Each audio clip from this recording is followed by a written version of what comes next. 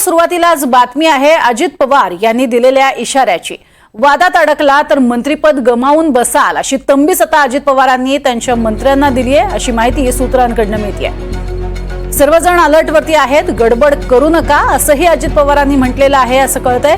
अधिवेशन कालावधीत धनंजय मुंडे राजीनामा आणि भाजपचे काही मंत्री हे वादात अडकलेले असताना अजित पवार यांनी हा सूचक इशाराच दिलेला आहे। काही दिवस आधी संजय राऊत आणि सुप्रिया सुळे यांनी आरोप केले होते आणि त्यानंतर अजित पवार अधिकच सतर्क झाले। या संदर्भात अधिक माहिती घेऊयात। सागर कुलकर्णी आमचे प्रतिनिधी आहेत, त्यांच्याकडनं। सागर, काय नेमकं म्हणणं आहे अजित पवारांची, काय सूचना केल्या त्यांनी? प्रज्ञा, राष्ट्रवादी काँग्रेसचे धनंजय मुंडेंचा अधिवेशनाच्या दरम्यान राजीनामा होणं, त्यानंतर राष्ट्रवादीवर माणिकराव कोकाटेंवर सुद्धा कोर्टाकडनं भलेही दिलासा मिळाला असला तरी डोक्यावरची टांगती तलवार नाकारता येत नाही।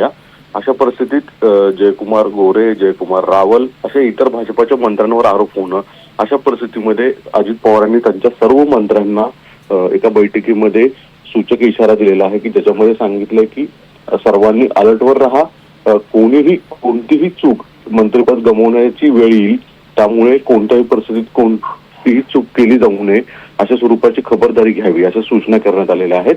कुठेतरी अजित पवारांना भीती आहे की विरोधक भलेही संख्या कमी असले तरी पक्षाची प्रतिमा मलिन होणं आणि इतर कोणत्याही कारणावरनं अजून कुठल्या मंत्र्यांचा राजीनामा होणं ही राष्ट्रवादीसाठी नामुष्की ठरू शकते।